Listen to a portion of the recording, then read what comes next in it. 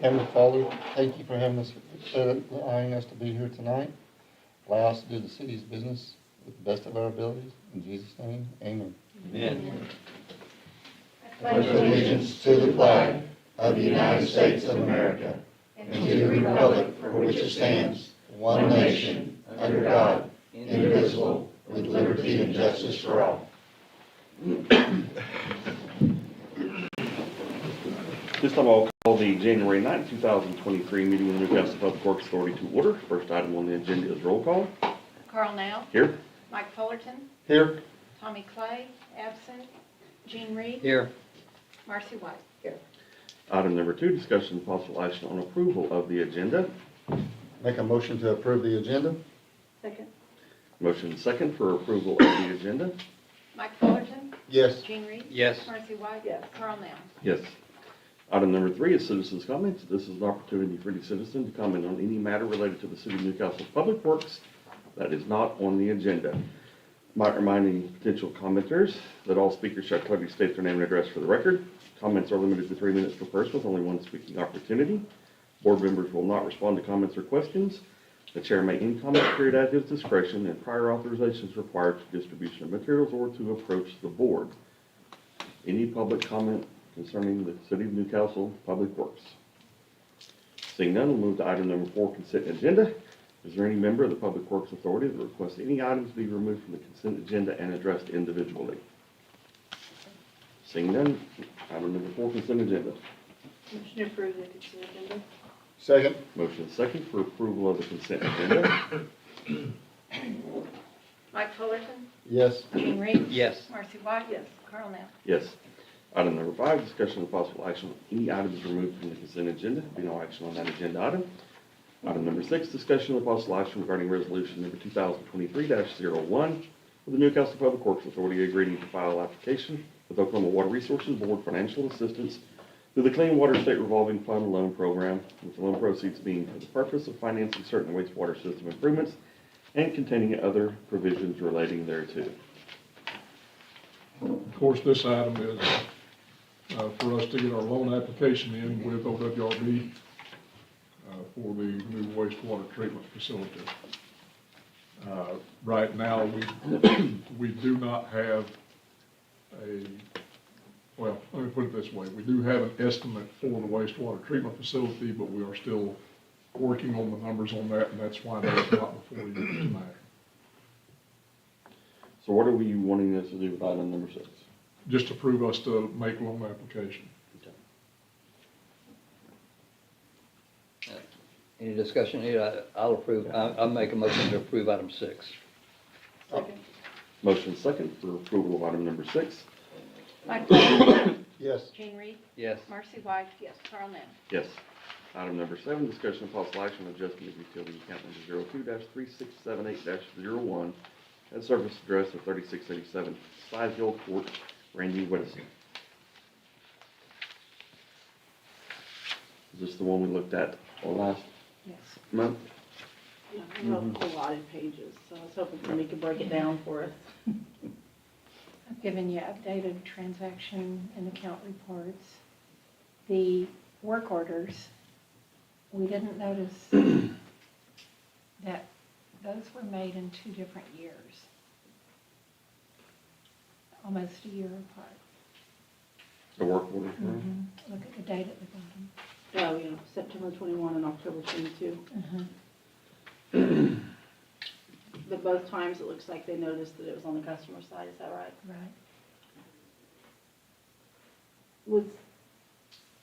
I'm trying to remember, it was just last month, but it's been holidays since then. In September 21 and October 22, obviously in October 22 they were living there, but was it still with the builder at that point in September 21, or was it with the homeowner already? I really don't know the Can't remember. details. He spoke as though he. That's what I was thinking, I didn't think they'd been there a year yet. No, okay. He spoke as though he had just moved in toward the end of the year, or right toward like December. I guess. And well, He was supposed to be here tonight. Vita said that she would call him. Could I just ask, all the detail, sometimes every hour, it showed every hourly and looked like 100. So is that 100 units used for that hour? 100 gallons, yes. 100 gallons every hour, Mhm. 24 hours a day there for a few months. So there was definitely water running Right. at that time. And then once a month, or once a week, once a week. Once a day. Phrase that, once a day, at 12:45 in the morning to 1:45, or 12:49 to 1:49, peaked up, and is that when people run their sprinkler system? Usually that's a sprinkler system that's going off. So that was, but for several months, he was in the $300, $500, $500, $400, $456, $257, all the way up until it finally got solved. Looked like it got resolved in December when he came. He did state that he had had several conversations, and he thought he understood, at one point, someone thought it was on the city. And then they called back later on and said, no, we don't need to come out, it's not ours, or, so it's not on the city, so. I think the first plumber told him it wasn't. Was that what he said last month? The first plumber said, it's not on you, but the second one was like, it's on your side. That's what I remember from last month. He got differing opinions. The first one definitely made him think it wasn't on him, which is But unfortunate. if you look on the two service orders, Mm-hmm. he's actually listed as the account holder in Oh. 21. Oh, yeah, you're right. And so he was noticed in September of 21, that it was on his side. Which makes sense, probably when he called that first plumber. And then and then once again in October of 22 that it was on his side. Mm-hmm. But something caused him, I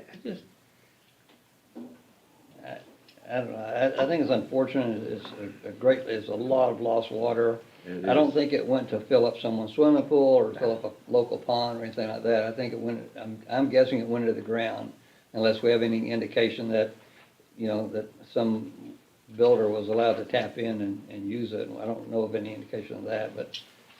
It says in both of them, the meter box was full of water. So wherever it was leaking, it looked like it was leaking right there in the, Yeah, very close. in the water box, and, Yeah. and new homeowners, I don't know, a lot of, But yeah, A lot of I them only don't know. understand it because I live with the guy who tells me how it works. Well, I would never have known before. So, no, but still, it was a long time though.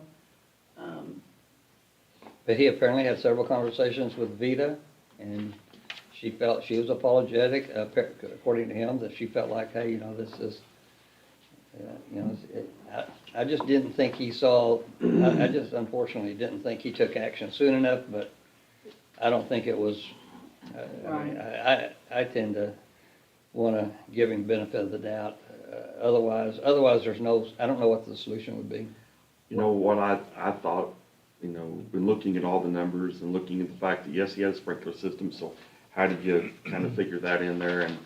And there was conflicting, do we adjust it down to maybe 25% of the bill or something along that, rather than just because we don't have a real good Baseline. Yeah, we don't, We because don't. it's a new home, and that would be it's something along those lines. That is just the number I'm throwing out there for you guys. I don't know, it's whatever you think. I think the fact that it went on for so long is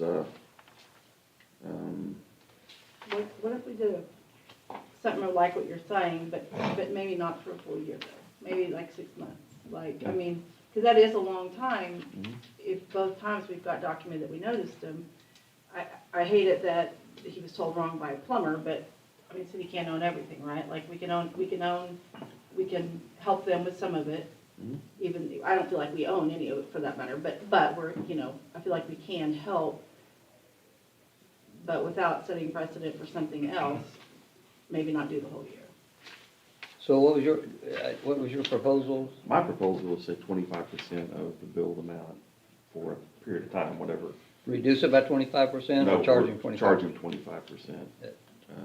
That would, and that's just kind of a number, you know, I would give him some relief, but also, you know, acknowledge the fact that it went on a lot longer than it probably should have. So what's have we got the last month's bill after it's been fixed? The December bill is down to 5,000 meter consumption. So it's down to $78 is what the Yeah. bill rate, the billing amount was, so. Which doesn't count for summertime watering, but that's probably the regular usage without summertime Right, watering, right? I would Right. imagine. So if you did 25%, what would that, starting when, for the year, or Marcy's counter proposal for part of the year? Whatever, I'd be okay with all of 22. That would be 11 months worth, or if you guys want to cap it at 6, I'm okay with that. I'm just throwing something out. I don't, Whatever y'all, you guys feel like doing.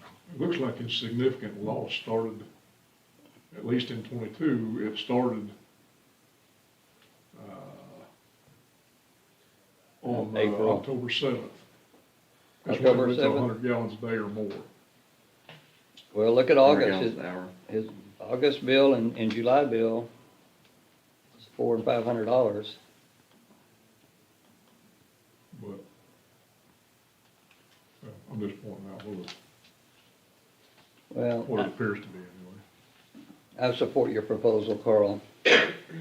And if you want to limit it to 6 months, then I think Well, that. I'm in my dead set on it. I was just. Well, and that, you know, I can see where Kevin's coming from too, that during the summertime, there was probably considerable watering that was happening too, and, but, so if we go back 6 months, that catches all that, and maybe it Right. doesn't quite cover all the early, but I think it's probably a pretty good, Covers enough that if something else came forward where we didn't, where it wasn't as clear cut as this, we wouldn't have set a precedent for, you know what I mean? But yeah, it's still cut a good chunk of it because it covers summer watering, so it gets a decent amount of relief, right? yep. So what are you surmising? It started before he bought it. It started before he bought it? When did he buy it? It looks to be, the account started in August 21, Okay, but I can see the history when the account belonged to the developer. And it started having high bills in May of 21. When they installed it, This, just about. this may not count for anything, but I've seen this person, I've served on 2 boards with him where he's contributing. They're a really contributing family. They've got kids in school that support their school, got a nice home up there. So I'd say I just would like to be favorable to Carl's proposal and get a baseline and we'll know from, go from there. yep, make a motion. You'll probably find some support. All right, well, I'll make a motion to adjust the billing for the Whittison, is it Whittison, family, to down to 25% of the billed amount for the months of 2022. I'll second. Motion second for adjustment of utility account. Mike Fullerton, Yes. Jean Reed. Yes. Marcy White. Yes. Carl Nell. Yes. Item number 8, discussion of possible action on approval of pay application number 2 from Foreign Trenching Inc. in the amount of $193,970.30 for the Tri-City Sewer Extension Project. Now, this is not an increase. We did an increase last month of 89,000 or some odd for additional piping. This is just a application for payment based on where they're at in the project. And how much of that is left? Is this- There's still like one more chunk of payment left probably? I think I read Yeah. it's like 2 weeks left in the project probably? Yes. Yeah, we'll have one more big chunk. Okay. Yeah, you might have a retainage at the end after cleaning, 5%. I'll make a motion for agenda item 8. Second. Motion second for approval of item number 8. Mike Fullerton. Yes. Jean Reed. Yes. Marcy White. Yes. Carl Nell. Yes. Item number 9, discussion of possible action on submitting plans Application for permit to construct and permit feed ODEQ for the new Western Avenue Booster Station, with cost of the project to be funded by the developer. This is a proposed booster station for Western Avenue, just south of Highway 9. Several years ago, the city constructed a 12-inch line, serves Manor Lake Hills addition, as well as 5 to 10 individual meters. The city has been in discussions with a developer. The area is called Selah. It's going to be a huge development. Our problem was, and I was not the engineer for these people at the time, the problem was Manor Lake Hills has some houses up on a hill where the pressure routinely gets, it stays legal, but it routinely gets below 30 PSI up on the hill. So we didn't feel that that was in the best interest to Newcastle citizens to sell water outside the city that would decrease an already extremely low pressure. So the developer made plans to put in a booster station.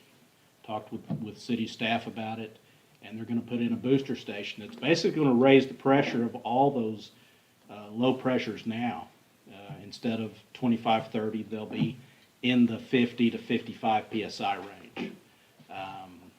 So their engineer kind of backed off the scene, and they came to me and said, you know, you helped us with the city. Would you design this per city standards? So I've been back and forth with Jim and staff on this. What we're proposing is a 3-pump booster station, 2 small pumps that would handle everyday loading. And then since this will all have to go through the booster station, we've got a 1,000-gallon-a-minute fire pump that's going in this building. The way the booster station works, even with a check valve, it doesn't work very well. Right now, we can get 500 to 700 gallons a minute out of our fire hydrants in Manor Lakes. Not ideal, but better than nothing. This would give us 1,000 gallons a minute out of the fire hydrants. We think that this is a win-win for the city. This won't shortchange. Right now, we see that we've got to, as everyone knows, we've got to upgrade our line all the way down to Highway 9, get more down there. This won't affect that. But I do urge you, when we finalize a contract with Selah, we put a gallon per day limit on it. Not necessarily a gallon per minute, because that's a big storage tank over there and that's a 16-inch line. 1,000 gallons a minute for an hour or so fighting a fire isn't going to hurt us. We don't want them to get in the habit of taking 1,000 gallons a minute for 12 hours a day. So we limit it by day and not by gallon per minute. So again, they paid my fee to design this. They're paying the construction fee. They're paying the DEQ permit fee. But like some of our other developments, it has to come to you because it will be turned over to the city. We will require them, and I recommend the city require them, to have a 1-year maintenance on it. That way, you know, it's under warranty basically for a year. But other than that, there is no cost to the city on this, and it will help your citizens in that area. Is long-term maintenance come out of the water fee that we do between Oklahoma City, and then we have our maintenance fee in there? Is that how that would be maintained, like down the road? Like, because I know when we're two-stepping it, yes, that's how that would be maintained. That would cover some of it, yes. Okay. I just want to make sure we're covered for down the road. I thought that's where it would come from. So. Your water booster stations typically do not have near the upkeep charges that your sewer lift stations do. It's clean water. You don't wear pumps out real quick. It's not to say you don't have to do a little TLC on them occasionally, but they're just not as prone to the expenses that the sewer lift stations are. Okay. Kenny, since you brought it up, to limit to so many gallons per day, what does that equate to the end user? In other words, who would be affected by that limit? If they were approaching that limit, what happens? Selah would be. you've already got your customers out there. That's not gonna limit them. Right. What we would do is, we will come up with that number, and, you know, Sala's under dirt work right now, and, they don't have anything. They're ready. They're fighting to start getting water So I'm not- lines in the ground and I'm everything. not worried about this, I'm just kind of, if someone were to ask me, I wouldn't know how to answer. So if it was a set number that everyone agreed to, let's say X thousand, and they needed, and they wanted more than that, who would not get the additional water? I mean, what was it? That would be them. We'll have to come up with some language on that, Gene, probably in our contract. It's gonna get some creative thinking that, you know, X gallons a day. We know what your existing customers use. Right. Maybe we put in there so many households. They're gonna have a master meter, Right. Right. and so they're not allowed to go over that master meter. So if they did, we would see it after it happened, and then. It would then be you- after it happened. Right. It would be after it happened. So we'd have to build in a consequence. We've got to, we don't need to, you know, this just gets it to DEQ. Yeah. I want to get staff out there and let's talk about it, the final design. I have not submitted this to my electrical engineer for that design, but that's a contract that we don't, correct me if I'm wrong, we don't have a signed contract, We do. do we? Yeah. Is it with Sala? Is it with McLean It 9? was Better Earth Solutions. Better Earth When all that Solutions. first started Yes. out. The name needs to be changed on it, but we do have a contract in place, and to begin with, we set 500 gallons a day during construction Yeah, phase. yeah. Now, that may go on for, a couple of years, I don't know, but I would say in the next 6 to 8 to 9 months, they're gonna start needing water for houses. Yeah, I saw a couple of houses right at the front framed in already. They don't have their permit on their water lines yet. Now then, are they laying them? I don't know. You know, that's kind of routine that with water lines and that kind of thing, a lot of times you'll take that risk and go ahead and start laying. Then if DEQ comes back and wants changes before the permit, you just gotta dig it up and change a few things, but it rarely happens. Kevin, we need to address that. I'll send you that Okay. contract too, that we Okay. already have. I had a draft unsigned, but I don't know that I've got the final signed copy. And if all it says is 500 gallons a day, then, you know, they're gonna wanna come back to us. Well, what is it, like, do we have something with Oklahoma City, like language for us, if we can only take so much a day, that we could model after? I mean, surely we have a limitation too with. Well, Oklahoma we have a City. reservation Right, on ours, but if we go over that, of course, they charge us more money. But there's nothing in the agreement with Oklahoma City that says you can only take this many gallons a day. Right now, we are, 1.75 million, I think, per day is our contract. Yeah, and, you know, Oklahoma City would let us take as much as we wanna pay for. Yeah, Well, exactly. we've got a problem getting water all the way down there to that Right. Highway Right. 9 tower, so we're looking closer at it. if we do that and let them take all they want, we're pretty soon gonna have that tower down, and Yeah. then our fire protection, you know, in that whole corridor goes away. And So so we that's kinda don't where my have question anything in our contract with them that limits the amount of water they can take. We've got a minimum taker pay, which we pass through, like the Right. taker pay which we've got with Oklahoma City. But we don't have a maximum limitation in that contract. I don't know whether we can get one in there at this point in the game. Is it? Now, Big neighborhood. well, We drove it. however, you know, it's slated to be around 1,800 homes plus some commercial, but that's at full build out, maybe 15 years. Right, yeah, And it's gonna take a so, while. you know, more than likely, we would hopefully have that 18-inch line at the tower at Highway 9 within 15 years. At a minimum, southeast 32nd, and then on down to 9, by that time, hopefully much shorter time than that. Once we get the 18-inch to the tower at 9, that does away with the issue that Kenny's talking about. Oh, okay. Right. Because we've got Completely a does. 16-inch going out of that to this 12, and then going on down to Riverwind. So we'll have more than adequate. It's just getting it from south of Fox Lane to Highway 9 Tower right now is our backlog. And so that's why when Kevin talks about projects, that's one of our number one projects, but it's slated to be about $11 million with today's prices. So, anyway, but we're hoping, and we anticipate that we'll get that 18-inch Yeah, down and there. this thing, even if DEQ approved it tomorrow and they decided to start construction, the electronics and pumps in this station, I've just bid a couple of these. They're looking 34 weeks out on delivery.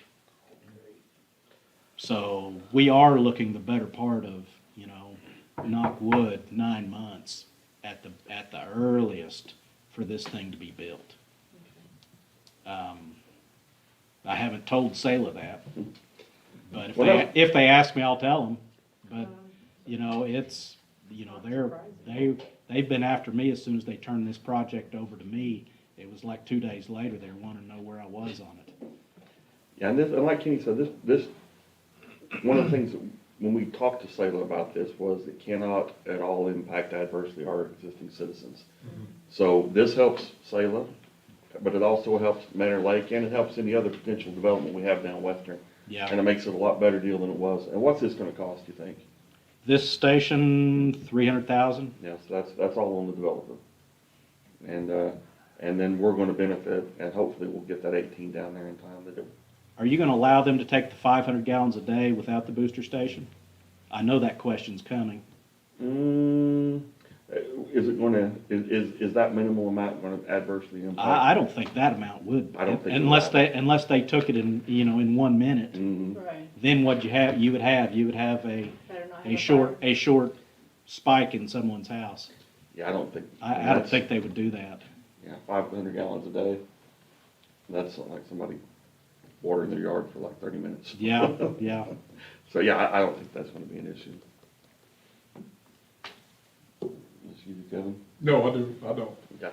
That's something that you and I had actually talked about months and months ago. Right. Maybe even a year ago. Yeah, before I was actually doing the engineering on Yes, this. I was on, absolutely. and I'm still on your side on it, but Yeah, they just asked for me to take it over for them and Right. design it, according to what the city wants. yeah. Yeah, sorry. I think we're in pretty good shape with it, actually. Like I said, this is no cost to us. This is just passing it on down.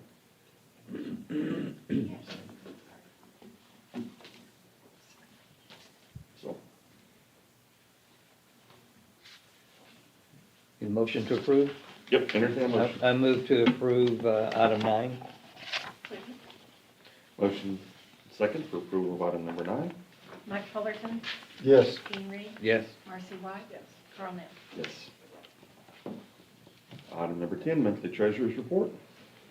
All right, guys, we are now, as of with this report, we're 50% through our fiscal year. So obviously, that's our aim for our target for execution. On the city side of the house, all the departments are operating within or under the 50% target with the exception of the police department. And I think that some of that has to do with the fuel and oil concerns. But they're barely above the 50%. On the NPWA side, all 3 of those operating budgets are operating within or under that 50%. And the fire department tax fund has earned us $626,000. We have spent $940,000 for our fire department. We have spent, again, just reporting on the ARPA funds, we have spent 78.9% of that first half. We've obligated almost all of it, but we're still waiting on the trucks that we were waiting on 4 pickups. The funding we received in December, we did receive the quarterly amount for the emergency departments area. It was $2,500. I think he got awarded $10,000 or quarterly payment. So we received his $2,500 quarterly payment. I believe Jeanette sent in the final claim for phase 2, so we should be expecting that sometime in the next few months. Sales and use tax came in at $869,000. Of that, $723,000 was sales, $146,000 was use tax. This is our second highest month so far this FY.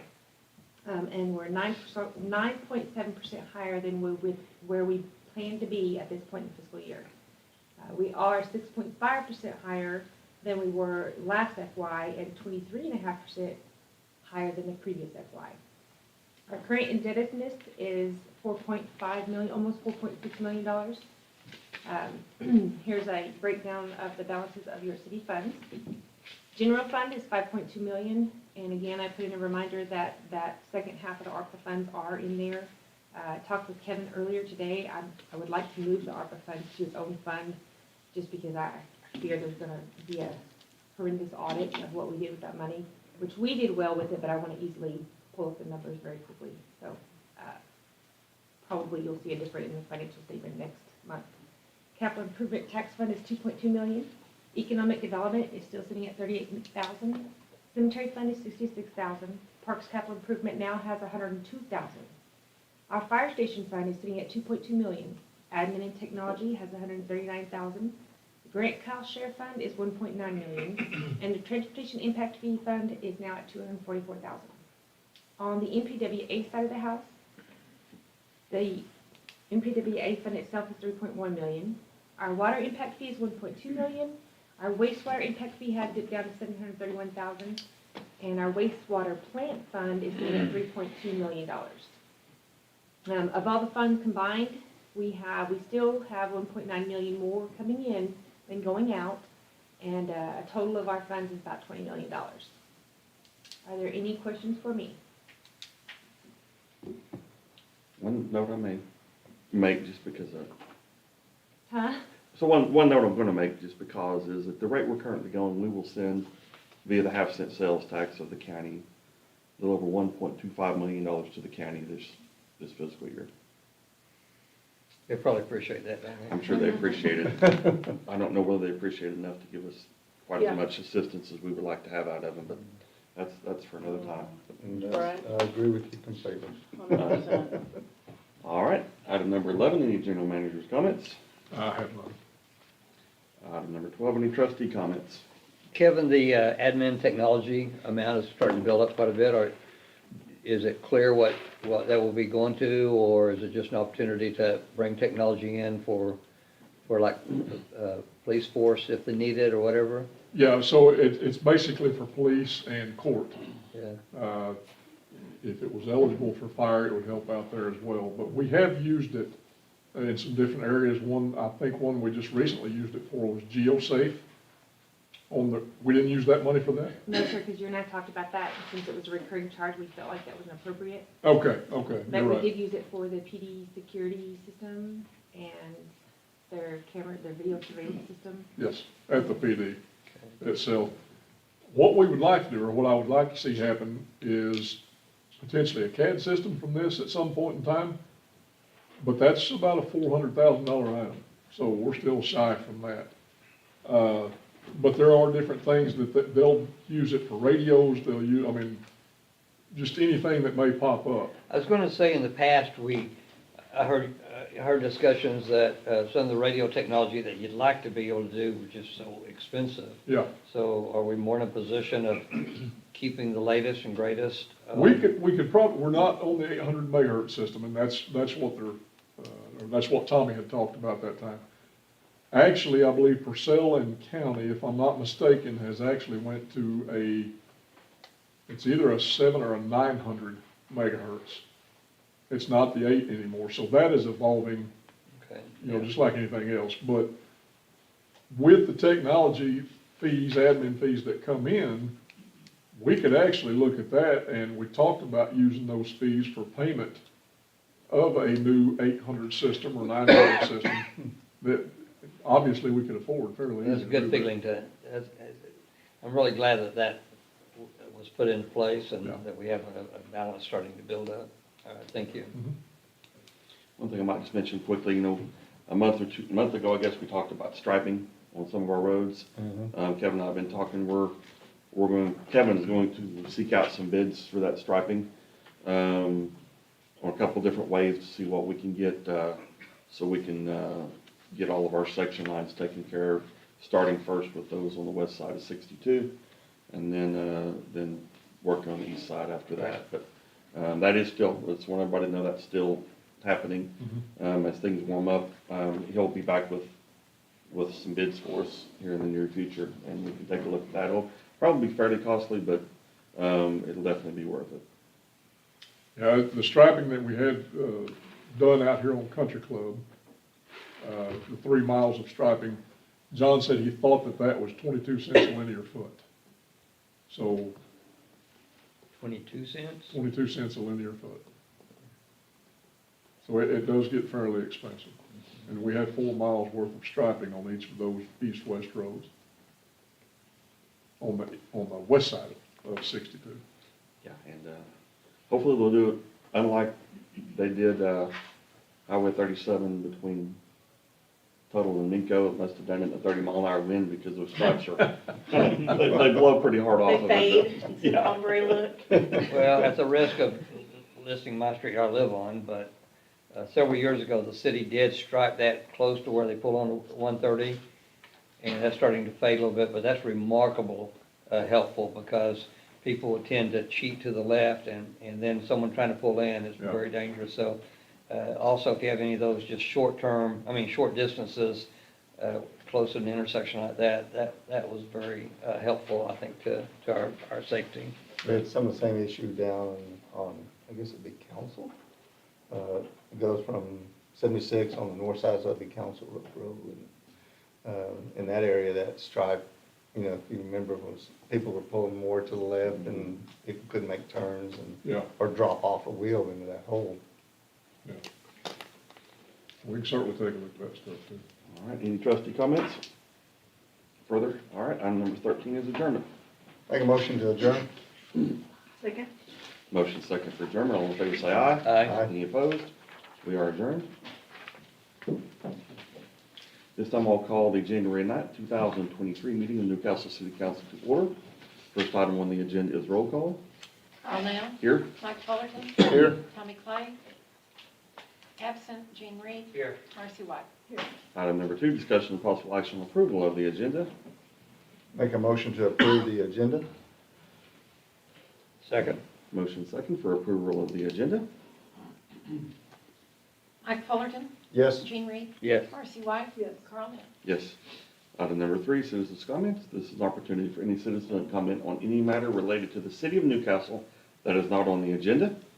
Might remind any potential speakers that all speakers shall clearly state their name and address for the record. Comments are limited to 3 minutes per person with only one speaking opportunity. Council members will not respond to comments or questions. The mayor may end comment period at his discretion. Prior authorization is required for distribution of materials or to approach the council. This time, is there any citizens' comments related to the city of Newcastle? Please state your name and address for the record. My name is Mandy Roper, and I live in Windermere.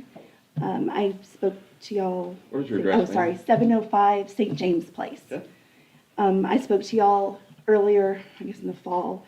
So there's a couple things. First of all, I know I've emailed many of you already about the HOA for the Windermere neighborhood.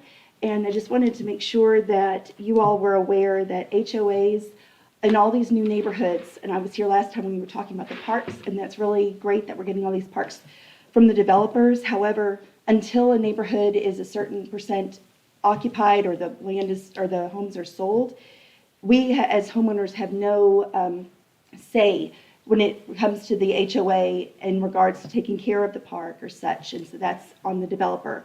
I do have conversations, emails between myself and the HOA reminding me of that. So for example, the park at the Windermere Park, we're going on a year now of having a park, there's no trash can there. I've spoken to Janae a few times about that.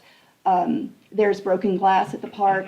My sister and I have been out there with my children cleaning up the park. But other than that, we've got little toddlers playing and there's no place to put trash. So there's got to be, there's got to be a way that this developer can make the effort to get a trash service out there, to have a trash can. I know that there was concern about the trash can disappearing or something. Well, we can chain it like y'all do at the park down the street by Island Liquor or something, and the apartments down on Main Street.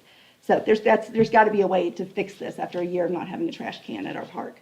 But just to remind y'all that even the little things that seem like a little thing, when we as homeowners were truly wanting to make sure these parks are safe and nice and cleaned up, our hands are tied. Even though we're paying our dues, we can't do anything about that. The next item I wanted to talk to you about, I'm not sure if it's item 6B on there, on the agenda. If it's on the agenda, then you speak at that particular At item. that time, Yes. and that's phase 4, is that just that should be just west of my house on St. James Place? And if so, I can wait until that time to talk if you'd like. I think it's 7. Oh, 4 or 7, I'm not sure. I live on St. I James. think 7's behind our house. Yeah. Okay, it's either 4 or 7, but would you like me to wait on that one then? If your comments are related to the agenda item, I'm not sure what improvements or final plat is, but talking to you about the drainage over there at those phases that are behind St. James Place on the west side of them, and drainage and sewage. So I do not know if that is what is being discussed as the replat of final plat. Janae, is that, No, that's phase 5, is it not? correct. Yeah. It's phase 5. This is phase 7, phase 5 is what's directly behind you. Okay, great, then I can talk to you about that now. Okay, I'm the one who got DEQ involved in that because of issues we were having with our home and our street and everybody flooding. Thanks to the DEQ getting involved, things were changed and some ground cover was placed, and we have seen some improvement over there. It was disappointing that my own family had to take a financial hit, a huge one, to get that taken care of, but it happened. My next comment about that is I'm concerned about, once again, the drainage and the sewer lift, I believe he was just talking about another area that may be going on over there, because that land, when you're looking out of my backyard on my patio, literally I can see where those homes are going to be placed because it is so high behind my house. I have pictures of trucks on that ground that I can't see their tires because the ground is so high. I was told at one point they were going to have a culvert between my yard and their yard, and then I was informed that no, that is not in the plans at all. It's one thing to have, rainwater and such rushing in and the sediment coming down, which at this moment it's better, but I'm just very concerned also, what are the plans as far as the sewer? That was one thing that possibly they could put a sewer lift back there, but I was told that's not going to happen either. So what happens when it's sewage coming into our neighborhood because it's going downhill and headed towards 10th Street, I believe. So I'm just very concerned in regards to the cost, personally, to my neighbors, and then also to the taxpayers of Newcastle, because I already know there's issues over at the Ridge with drainage, and that's going to be hundreds of thousands of dollars on the taxpayers, and I want to prevent that from happening again here at Windermere. So I will stay and listen to that, but I would love to find out also how to go about following through with this, because as you can tell, I'm going to follow through with stuff. I love my home, I love my town, I teach at Shiloh, I homeschool now, and my church is here. I love it. I want to make it better. But, so I will keep fighting. Thank you. yeah, thank you for comments. Any additional public comment? All right. Item number 4, consent agenda. Is there any item any member of council would desire to be removed from the consent agenda and addressed individually? All right, seeing none, item number 4, consent agenda. Make a motion to approve the consent agenda. Second. Motion second for approval of the consent agenda. Mike Fullerton? Yes. Gene Reed? Yes. Marcy White? Carl Nell? Yes. Item number 5, discussion of possible action on any items removed from the consent agenda. Be no action on that agenda item. Item number 6, discussion of possible action on recommendations of Planning Commission. Item 6A, discussion of possible action on approval of final plat of Windermere Phase 7.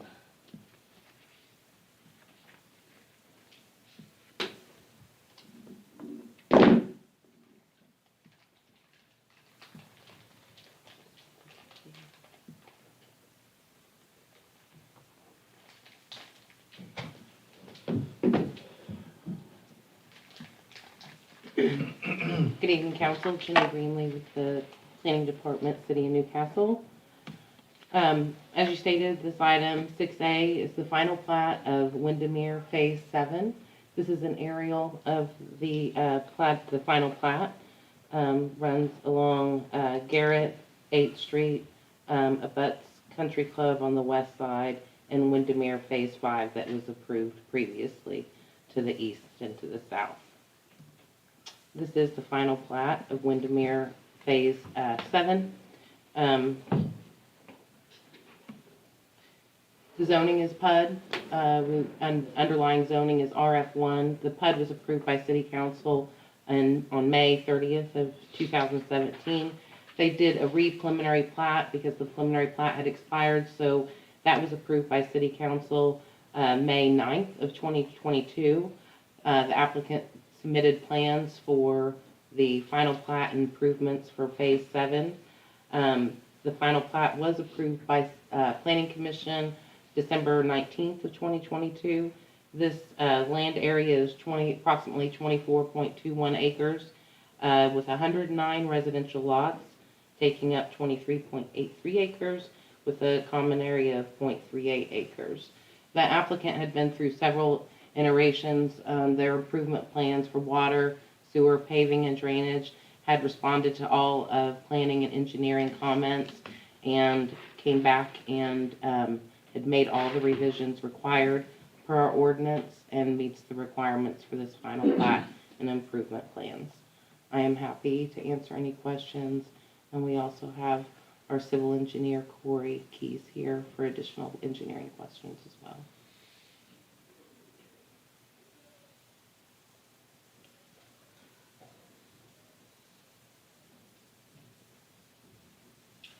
Now, I know with other areas of this, the engineered drainage was to sheet flow across adjacent lots.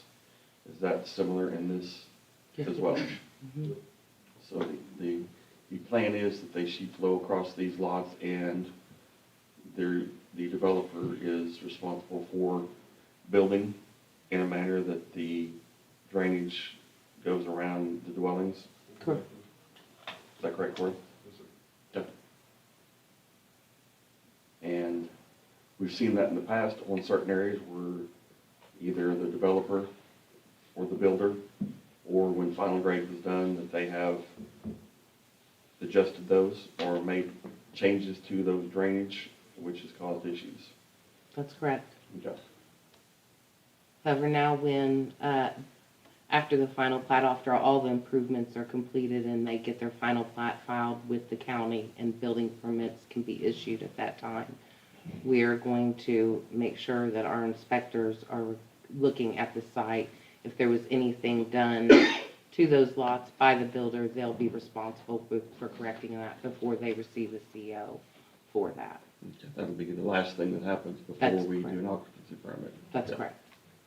How does the city catch that? Is it, not to sound trite, do they eyeball it? Do they actually get out and do survey? Because that could be some real gradual adjustments that could cause problems. So how do cities growing like ours is, how do we kind of make sure that that is right? Some of it, I believe, would be eyesight and then going by the plans, but also taking shots. Corey has equipment that he can go out and take shots and make sure flows are still correct and it's flowing the direction they're supposed to be. So, which in the past, we didn't have that. So we've got manpower and we have staff and equipment to do that. We could use more staff, but yes, we do have the equipment to do it. Just out of curiosity, do we allow do we push it back on the developer to do like an as-built Yes, with an aerial survey for so, elevations? so once the final plat is accepted, all the improvements are in, and they've gone through all their inspections for water, sewer, paving, and drainage, we ask for as-built plans, so we know on the ground what's there and that they've completed everything per the required plans, those improvement plans. At that point, we have those in.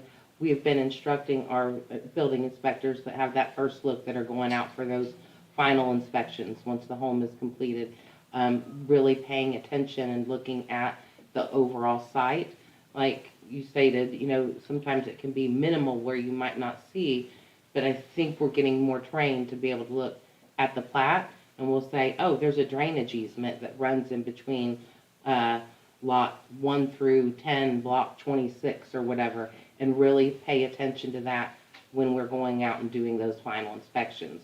So answering the question kind of backwards, when the development is done and all improvements are in, they've had to meet all those requirements for paving and drainage, is when we end up coming into issues is when the construction begins on those individual lots. And so that's when we would have that ability to go out there and say, hey, you know, it doesn't look like that drainage easement, that swale isn't deep enough, and we will get engineering and our staff out there to take a look at it and make sure that they're compliant per that as-built. It just seems like they could survey, do like a LiDAR survey over the top of that ground that's already been, before they start the house building, and could overlay and compare it to what the engineer developed. Make a comparison. I mean, it even resolves the earthwork issues a lot of times. You know what we've ended up, even after individuals have moved in those houses, months or years later, we've seen the resident go in and do dirt work because they don't like that swale in their yard, or they don't like that ditch in front of their house being quite as deep. But then And that's a so- different issue, but. Yeah, we've had that, so we've even had it in areas where, the ditch is supposed to catch it, carry it, and the homeowners have come in and filled that ditch in because they didn't want to have to mow that steep ditch. I have the same issue in my neighborhood. And now it runs over the road and then down in the neighbor's yard and creates issues there. So, we can do everything we can up front, but it's still difficult in a large community to catch when anybody makes it modifications to where that swell should be. I'm just talking about the process in between the final grading plans and the grading plans that were proposed. Whether or not those are matching. Mhm. When they get through, when they're ready to sign this over and give it back to, for the home builders to start building all the earthwork, once it's moved, is it surveyed? Is there a way that we can get it LiDAR and the developer be responsible for that and developing the plans for that overlay to see how they match? I think that would take an ordinance amendment to make them have to go through that extra expense in our as-built plans under those construction plans. But I do hear what you're saying. We go through very extensive inspections at the final plat stage. I mean, we go out there and we're looking at everything to make sure that they have all their erosion control, that their vegetative that vegetation is established. If it's not, that it's seeded, that everything is completed before we do any acceptance of that final plat and improvement plans, or the final improvements, and then their maintenance bonds. But like the mayor stated a lot, weather can happen in between then, builders will get a building permit. So the final place that we can check it is at that building permit stage, before we issue a certificate of occupancy. But I do hear what you're saying as far as maybe another layer to be added in to make them responsible, but it would take an ordinance amendment to require anything else other than right now what is. Another step would be. Uh-huh. Do you have a mark, Corey? As of right now, Craft and Toll has been providing as-built topographic data. So, Is it, and that's because Luke was requesting that. That's not in our ordinance. They just did that to be good people. so are y'all doing a LiDAR or something of that? Or? No, they do Trimble like us, GNSS. Mhm. And Craft and Toll is the engineering firm that has done that without having to, an ordinance. And unfortunately, if there are these drainage swales, they're not dedicated drainage easements between these lots. No. And so the city has no ability to go in there and reestablish that drainage if Right. the homeowners, or if the builder, if somebody else fills those in. Or even if they naturally fill in over time. Yeah. It's the responsibility of those homeowners to ensure that those drainage structures are maintained. Agree, and I think that, kind of where Mike is saying is like, we're putting our checkpoints in to say, we checked it at these pieces and this was it, so we can show checkpoints, because if it does ever come up, we've done our due diligence, right? I mean, I know Mike knows a lot more about those processes than I do, but I like the idea of maybe considering that. Or maybe I just need to understand a little better from your side, maybe like a day in the life where you explain, you know, because I don't, you know, I mean, I live procurement and I live internet, but I don't live that, and so maybe that would just help to understand. But I feel like we've been definitely stepping up the level of, and because some of the things we've dealt with in the past, we didn't have as many checkpoints in place, just growing pains, right?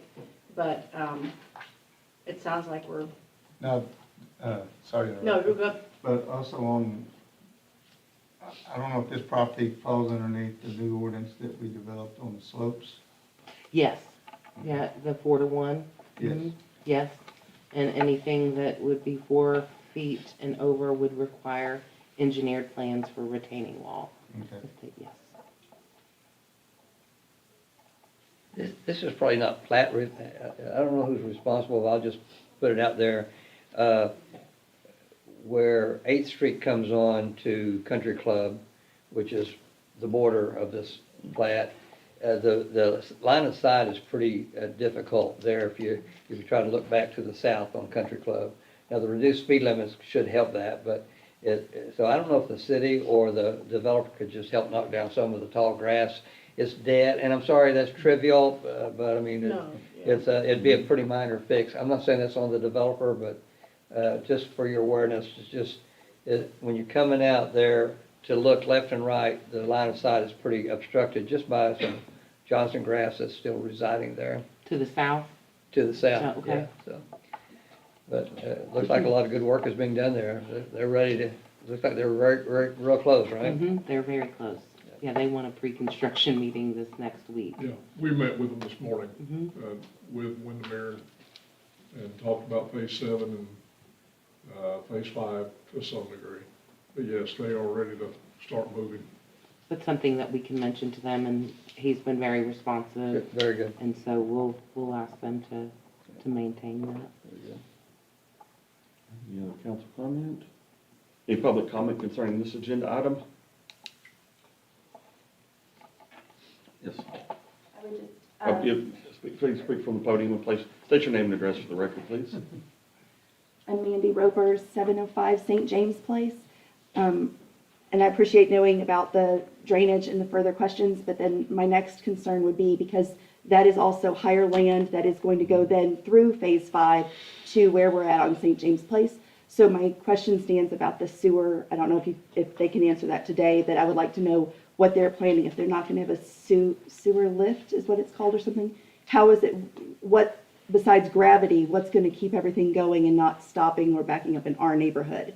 Because from what the research we've done is that could be a possible issue because of all those homes and they're relying on gravity to push it all through our neighborhood or our phase or whatever you would call that. Well, the vast majority of all development in the neighborhoods is gravity fed. It may be gravity fed to a lift station, but in this case, there's no lift station involved. Right. It's all gravity fed. Okay. And so it's all engineered to gravity feed. There should be no issues with it. Okay. And then who's responsible for it if it does become a problem in our neighborhood? Is that then city after a while, or is that?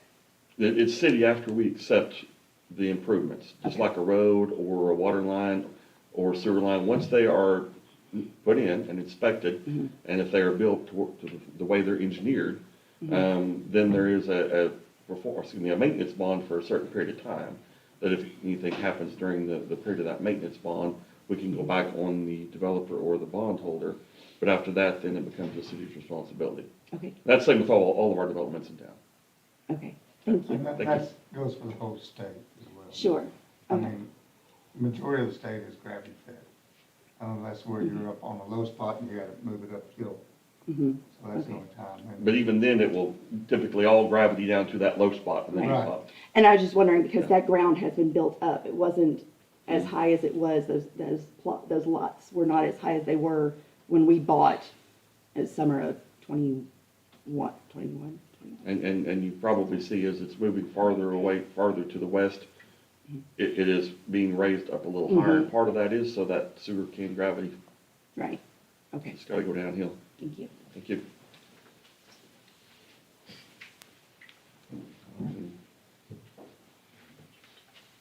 I'll entertain a motion.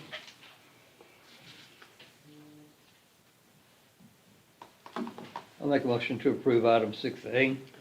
I'll second. Motion second for approval of item number 6A. Mike Fullerton, Yes. Jean Reed. Yes. Marcy White. Yes. Carl Nell. Yes. Item number 6B, discussion of possible action on replat of final plat of Windermere Phase 4, lots 1 through 5, block 26 to common area B1. As you stated, this item, 6B, is a final plat of the common area B1. It's a replat of Windermere Phase 4, Block 26, Lot 1 through 5. As you can see here highlighted on the screen, this is the lots that we were talking about. This area has, for the last year and a half to 2 years, that we have discussed several times during council. We have met the developer on site along with their engineering firm. As you know, in the staff report is stated, they have done everything from a retaining wall to then adjusting the retaining wall to get the drainage to flow to the drainage easement to the south in the Walnut Grove addition. They've also regraded, have sodded on that eastern portion to get the drainage to flow to the creek. And then with all that being said, city staff has worked with the developer and they came up with the idea to convert these lots to common area. So we will not further exasperate any more building footprints on these lots. Really? And so now it will be dedicated to the HOA as a common area. And so this is what the replat of this area looks like. It's going to be one lot and common area B1. And adjoining it to the west and around the cul-de-sac is that common area as well? To the west, yes. Let me backspace. So yes, this area, That cul-de-sac is yes, not. this here, Yeah, adjoining to this is common that's all area. common That area. is due, okay. So we go around the corner of already existing common area. Is that listed in the staff report? Yes. Yeah. I missed that part, that they're gonna use it for common area. But good, that's good news. There it is, final plat of common area B1. It's, still, nothing will change with the zoning. The preliminary plat was, or the plat was approved. The final plat of 4 was approved in June of 19. And now we've come to this solution to mitigate any further issues that obviously a building footprint could potentially cause. So now it will be undeveloped and used as a common area. Will it likely This be will- a park? or- Well, technically it is park area, common area. I'm not sure if the developer plans to do any type of improvements there Be- on that. Be So nice it's for a- that to be green space. It's a green space, so you That's can what I use it as a soccer field. They could use it for play, baseball or soccer or, picnics or whatever. But it will be dedicated to the HOA, and if they did ever come in and want to do anything as far as an improvement, they would have to come and get a building permit. Janae, do each of these have their own separate HOA, each plat, or is all of Windermere? It depends on the developer, like, for instance, Meadow Creek is a good example, had one developer and it has a separate HOA than phase 2 and 3. Okay, and but how about potentially Windermere? 4. Windermere is all under one, All under one. All sections of it? all sections. That's one heck of an HOA, isn't it? Mhm. Oh, no, I lived in Texas, we had some big ones. There's nothing. So this will be put into the covenants, that the HOA will, that will be the adjustment. for And, this. there's development all around Oklahoma City. There are a full 640 acres. That's all under All one under one. HOA. It is, I forgot when in Denton, I think we had like 500 or 600 houses maybe, in just one. So it's a lot. Any public comment concerning this agenda item?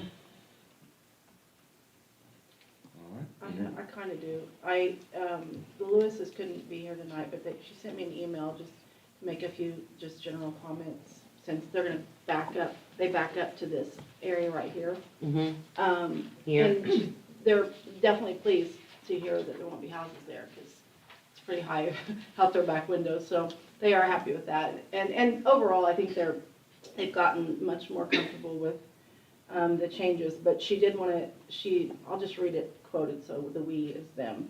But she said, they're at 1001 Northwest First, so their backyard backs up to about that second lot from the right there, maybe-ish. She said they're still having some encroachment in surface stormwater runoff issues they've been dealing with that redirected the natural flow of the surface/stormwater from the west side of their property to the east side. She documented the May 2nd storm and met with Kevin, Mr. Self, on May 11th. Since that time, the workers backfilled the exposed 5 to 10 foot retaining wall, which is, she says, is a small portion, not all, but they did backfill some of it. There been no further extensions to the retaining wall that remains 22 foot short of the property line, and there's been no other dirt work.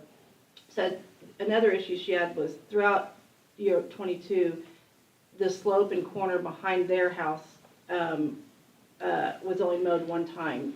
And so she actually sent some pictures. There's some pretty heavy overgrowth there, and it's growing all into their fence from the developer's side. So they're trying to do some, but it's pretty thick vegetation. And I'll forward this, Kevin, to you. And then one other comment she made was that on September 30th, some workers were doing something over there, and there was a front-end loader, and they yanked the wire support fencing, and it took out the plastic silt barrier, which left a long flume running north to south from the top of the hillside where the backfilled extension of the retaining wall is supposed to be going. I think she may have mentioned it to you, Kevin, because she said you were unsure when they were going to, she said something about when additional work would be performed. So she was thinking they were going to replace it, but she's not sure, so. And then she said, hopefully there's been, only the rain will tell this spring, basically, how all of that's affected for when it gets pretty rainy. So, but they're happy to see that, and they're just mainly upkeep. And then I think, I gather from them that their concern is still that they would like that wall extended the rest of the way. So To the west. yeah, but that's just her comment, so I don't want to elaborate even more on her comment. We will have engineering staff go out and take a look at that, and we can definitely contact the developer. Like I said, he's been pretty responsive at getting people out there, so if there's maintenance that needs to be done, we'll take a look at it. Sure, and I'll forward this email on to you guys. Yeah, it's likely that wall's not gonna be extended. We've discussed that many, many times. I don't know, I wasn't there, so I'm just reading what she has, so I don't know. I don't know if she's just hopeful or what, but, okay. Well, there was water that flowed from that pasture that went across all of those lots across there prior to this development ever being done. The water was there. And they've came back in and have done many, many things to redirect. Now, the water that was flowing on her property prior to after the buildup of the lots and the retaining wall, yes, it directed it to one location, and that was down there in the northeast corner of her backyard. And we said that all along. It was Right. just convincing the developer Right, of that fact. right, Well, that was finally done, and then they went out to where our engineering went out, met the developer out there, and where the natural drainage channel used to flow, they actually notched the top of that retaining wall, V-notched it. right. And it actually started draining over that and improved that drastically. On the west side of their house? Yes, Yeah. Right that's here. correct. Yeah, I thought Which they would flow out notched to First Street, Right. in their neighborhood. And this is Where it not was a going right dedicated there, yeah. drainage easement? That is a dedicated drainage easement. Oh, is it? Okay. Yes. Here. Good. Yeah, so, those things have been proved. As far as the silt fencing and whatnot, I haven't spoken with Ms. Lewis on that, no, so I'm I'm not not- real sure what she's talking about. I can I don't find know out if pretty it was quickly. with that same sentence either, though, so that's why I said, I'm not sure if it's related. Okay.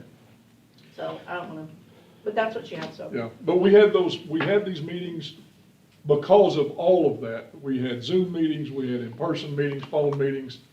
It all came down to this is ridiculous. And that's when the home builder that's in there now, we spoke with them, we spoke with the developer, and this is how it came to being. We're just not gonna build on those lots. So, Which is a pretty big concession. huge in my huge. opinion, yes. No, I'm thrilled to see it. Good. And like I said, I mean, they were not acting like they're still, on fire about anything, but They're Just good, wanted citizens. to- yeah. They're good citizens. They are. Good folks. I do know that there needs to be a little bit of grading. I've walked that area a little bit. I did know that some of the drainage still going off over the edge. I mean, from where they thought that they were gonna stop it, I think it's kind of settled, the ground's either settled or it eroded a little bit.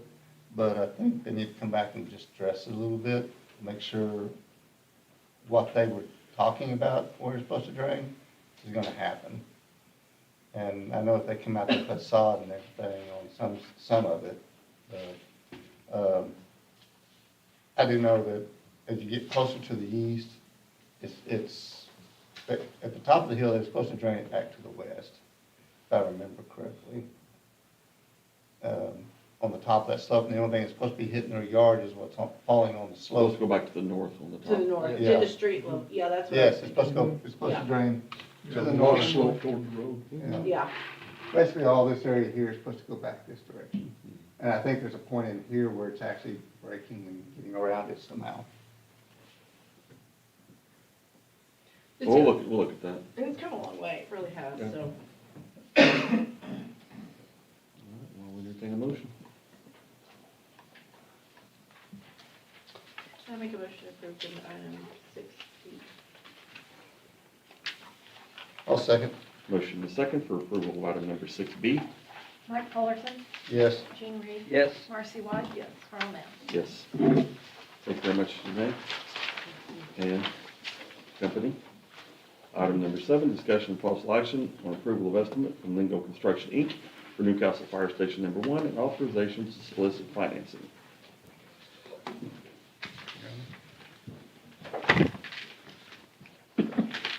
Hello, I'm Stan Lingo, Lingo Construction, and I've got paper copies if anybody needs that. I'm glad to give those to you.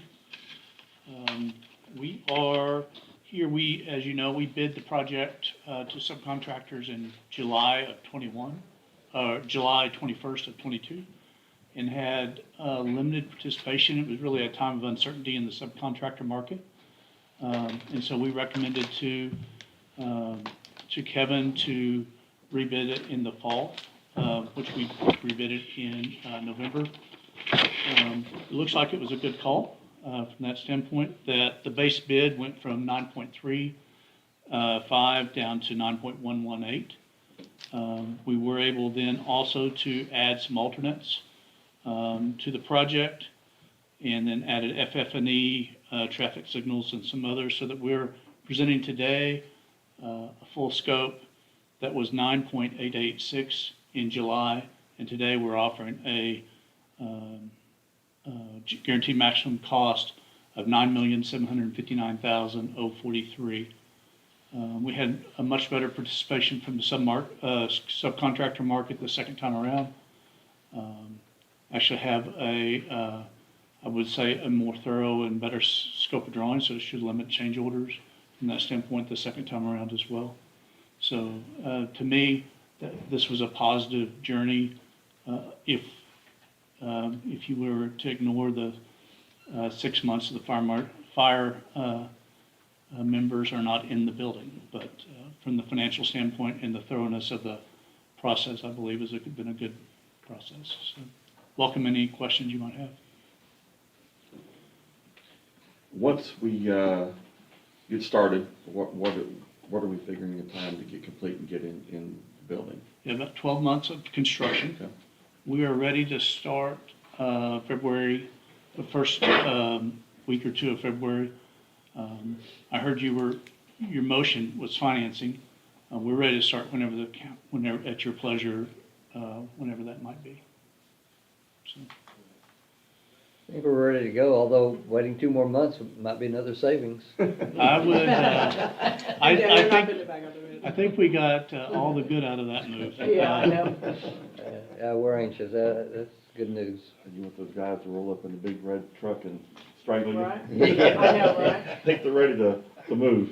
And 12 months is pretty safe even with the scarcity of, or length of lead time for products too even?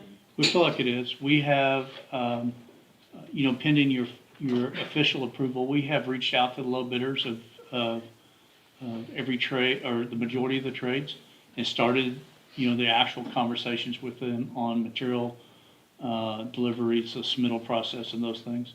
We will issue official contracts with your vote tonight to the subcontractors. I think we need to roll. I'll make a motion to approve item 7. I'll second. Motion second for approval item number 7. Mark Fullerton. Yes. Gene Reed. Yes. Marcy White. Yes. Carl Nell. Yes. Thank you, gentlemen. Thank you. Appreciate it. Thank so you, much. guys. Look forward to working with you some more. It's been 10 years on this. Yeah. Getting fire A station. long time. Item number 8, discussion of possible action regarding adoption of resolution 2023-01, authorizing the hiring of Floyd and Driver, PIA LLC, as bond counsel for the purpose of assisting the city of Newcastle in the public trust of which the city is the beneficiary on a contract basis for the issuance of a consultation on any contemplated financing which the city or the trust may from time to time undertake with bond counsel.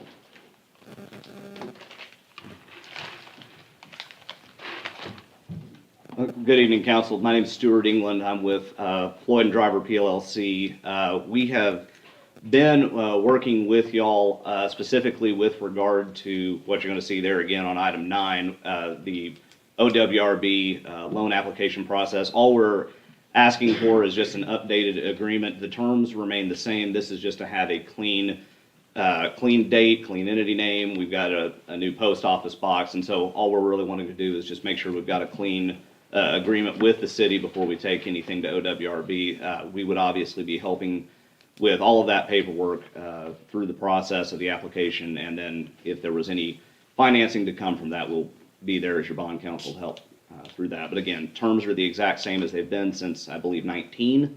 So literally just getting a cleaned up version so that we can continue to help y'all through that process. And I'm happy to answer any questions if you have any.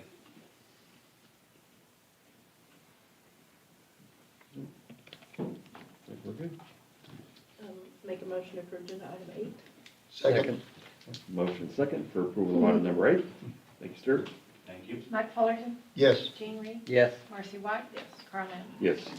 Item number 9, discussion of possible action regarding ratification of NPWA Resolution 2023-01 as adopted by the Newcastle Public Works Authority, agreeing to file application with the Oklahoma Water Resources Board for financial assistance to the Clean Water State Revolving Fund Loan Program, the loan proceeds being for the purpose of financing certain wastewater system improvements and containing other provisions related thereto. Exact same item as NPWA. Move to approve item 9. Second. Motion second for approval of item number 9. Mike Fullerton. Yes. Gene Reed. Yes. Marcy White. Yes. Carl Nell. Yes. Item number 10, discussion of possible action regarding resolution 2023-02, authorizing the acquisition of certain real property described in Exhibit A attached to this agenda for the purpose of Highway 76 water line relocation project in the city of Newcastle, and declaring the necessity for acquiring said property for roadway, utility, and drainage purposes, and authorizing initiation of eminent domain proceedings for that purpose. You want to speak to this one, or you want me to? Either way. Basically, this covers 2 easements, and I somewhat spoke to this in my summary of the agenda that I sent out to council. We believe that we're going to be able to have a successful outcome with this without having to do this. However, until that is done, we believe that we need to access or gain your approval here to start eminent domain procedures should those negotiations fall through. We're well behind on acquiring these easements. We have the other 2 that we need, and ODOT, of course, will be ready to start here in the very near future on 76. We need to get our water line moved. But we do believe that we're going to be able to be successful here in an outcome without having to go to eminent domain. This is the one, since we're moving it, we were gonna size it up too? That's correct, yes. We're going to what? Size up the line Oh, since we're size already it up. in. Taking it up to 12-inch? Yes. And the party, the property owner to this has already agreed to the pricing on this 3 weeks ago or so, and then came back with a few more demands that we could not agree to, which has now been resolved, except with one item. But I think our city attorney and Pinnacle may have that resolved as of today. We'll see. We're waiting on a response on that. Are our guys moving it, or are we or getting contract out? It'll be contracted out and then reimbursed by ODOT. If they're getting busy over there, I mean, we're gonna have to move Yeah. pretty quick. I see a lot of stuff going on when I drive by over there, so. That's why we have to look at eminent domain, it's gotta happen. Yeah, right, that's why I was like, Yeah. oh, we haven't moved our water lines, man, they're busy over there. Okay, This is just really just hedging your bet, that we can move forward if for some reason these negotiations Sure. break down. But they've been real congenial, I think we'll probably get it settled without having sounds to do it. good. Okay, well, I make a motion, we approve agenda item number 10. I'll second. Motion second for approval of item number 10. Mike Fullerton, Yes. Gene Reed, Yes. Marcy White, Carl Nell. Yes. Item number 11, discussion of possible action on adoption of resolution number 2023-03 for notice of a nonpartisan general election to be held on Tuesday, April 4th, 2023, for election of a council member residing in Ward 1 of the city of Newcastle and a council member residing in Ward 2 of the city of Newcastle.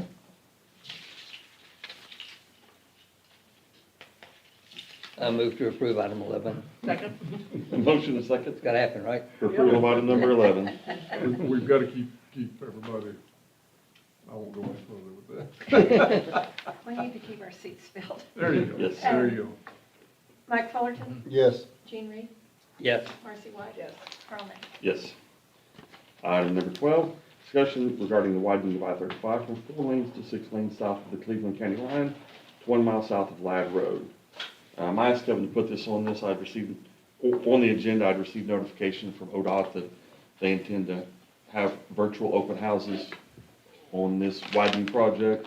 I don't know exactly what they're looking for, any public comment.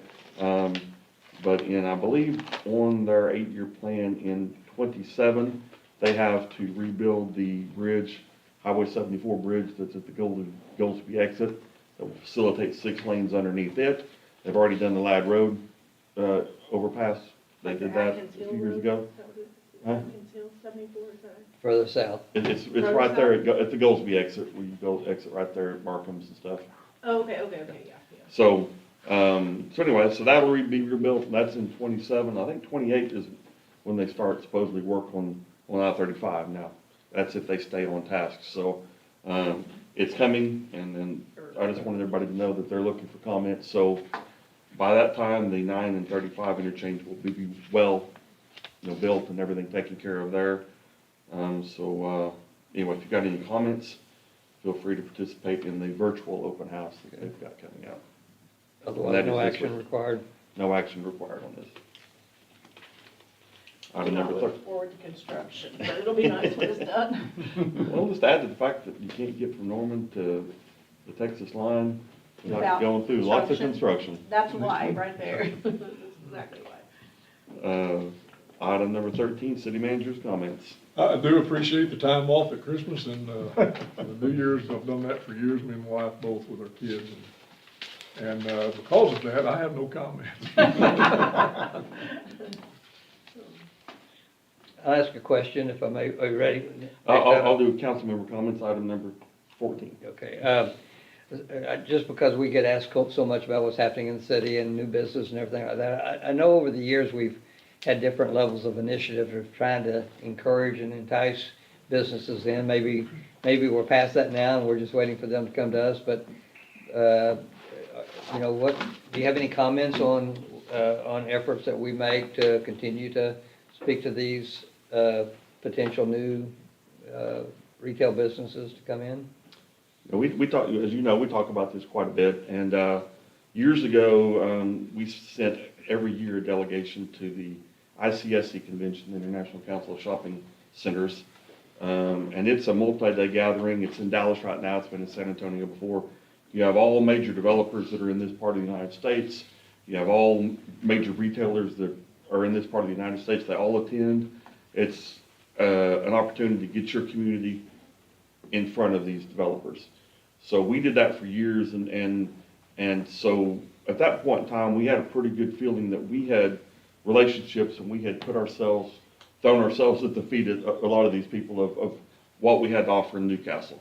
Unfortunately, we were at that 9,000 population, and we just weren't hitting their targets on demographics that they required. Right now, we are hitting a lot of those demographics. So, in our regular economic development meetings, we have one of the things we've been talking about is the potential of starting to go back and attend those ICSC conventions and redevelop some of those relationships and make sure that everybody that needs to know where Newcastle is knows where Newcastle is. And I've had an opportunity to talk with multiple development groups from out of state. A lot of these developments in Oklahoma, where you have groups come in and they have relationships with national retailers, they're from Dallas-Fort Worth area, a lot of them. They're not Oklahoma developers. Now, some are, but there's a lot of them that aren't. And so, it's important that we get on their radar and get a relationship built with them. So that's one of the things we have talked about. Jeanette works very, very hard. She is the point of contact there at City Hall. For any developer, once they get to town, we've got some information that we provide out to developers. But, once again, we don't know all those development groups and those developers we really need to be hitting and getting ourselves in front of. So as you can see with the fire station, and you'll see with the waste treatment facility and the animal shelter, our costs of everything that we are looking to do infrastructure-wise have doubled over a short period of time. And while it's nice that sales tax has increased, our sales tax is not increasing at near the rate of the cost of our infrastructure is increasing. So basically, primary way we can counter that is more retail. We can get our sales tax numbers up. So that, and Kevin's heard me say it the last several months, we've got to focus on retail and we've got to get some more sales tax generators in here. Now, along those lines, we've got some areas that are real opportunities for us. One of those is Highway 9 I-35. We've got retailers that want to be there right now. We don't have sewer there right now. I have sent some correspondence to Chickasaw Nation in an effort to facilitate some further discussions on sewer in that area. And so we're moving along trying to get to the point where we can get some type of waste treatment facility or system down there to where we can get some of these people, because literally there are multiple sales tax generators that could be generating hundreds of thousands of dollars for us per year that would start construction within a few months if we had a sewer system down there. We've talked about this before. So, we're looking at all those things, getting the infrastructure in place there and other areas of town where we can facilitate development that will repay us in spades, and then getting the developers to come here. And so anyway, that was probably longer an answer than you cared to get, but we're definitely discussing it. And I would encourage anybody that's got any thoughts, I'm all ears, and I think city staff would be as well. That being said, we've got several areas of town where it's going to take some further infrastructure development to be able to do what we need to do to get those sales tax generators in. And I don't know how deep we want to go, but we've got some Tri-City area. We've got some issues. We're going to have to expand our waste treatment system up there, or our infrastructure to bring waste from that area. So there's a lot of things that are going to be coming up on the horizon, all of which cost a lot of money, but all of which will return lots of money to us because we can't get the cell phone generators there if we don't have the infrastructure. Good, thanks for the nice update, appreciate it. You cannot continue to live on Walmart forever. No, What, how far did the tornado miss it, a quarter of a mile? about a half mile. Yeah, I mean, I was too close for No. comfort. Way too close. Yeah, and we're not, at that time, I think we were about 42% of our sales tax was generated by Walmart. We're probably down to a quarter now. With all the online money we get too. I mean, Yeah. has that helped a lot? That's helped some, yeah. I know I've helped. I helped. Oh, wow. We do our job. We do But our still, part. that'd be a big hit. Yeah. So, Yeah. and we're fortunate. We've got multiple areas of town that we can develop as separate and distinct retail areas. Once the Chickasaw Hospital comes in, there's gonna be development around there. Yep. Maybe one day at 9 and 35. There's lots of opportunities if the turnpike comes through. There'll be some development around that will, but all of those are 5 years down the road. Right, right. So, anyway, we're still focused on it. You'll probably be hearing more about that as we move forward. Is there any word on when the hospital's starting? No, I will tell you, I did receive, I may have mentioned this a few months ago, notice from the nation that they were applying with the Bureau of Indian Affairs, Yeah. part of Interior, to put that land in trust, which is part of the process.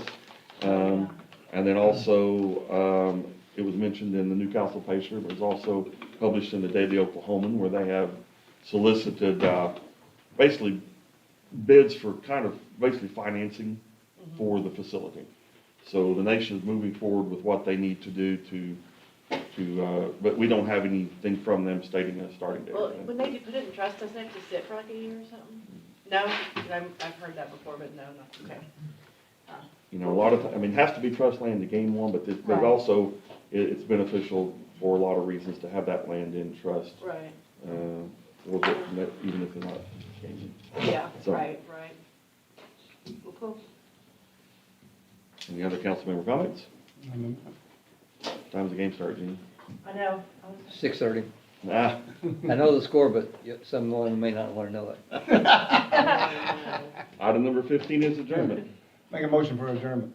Second. Motion second for adjournment. All in favor say aye. Aye. Any opposed?